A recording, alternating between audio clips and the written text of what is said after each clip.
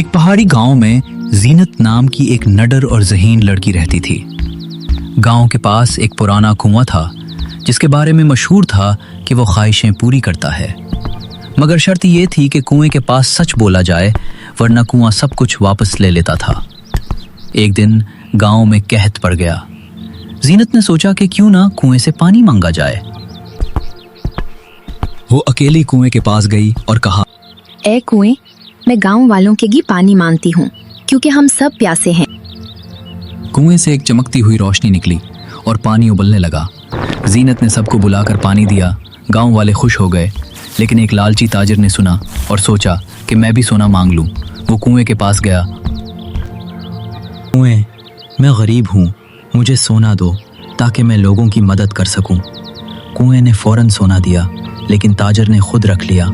अगली सुबह सारा सोना गायब हो गया और उसका घर खाली हो चुका था। गांव वालों ने समझ लिया कि कुआं सिर्फ सच्चे और नेक दिल लोगों की मदद करता है। सच्चाई और नेक नियति सबसे बड़ी ताकत है। अगर आप भी अपने नाम की कहानी बनवाना चाहते हैं तो कमेंट ज़रूर करें।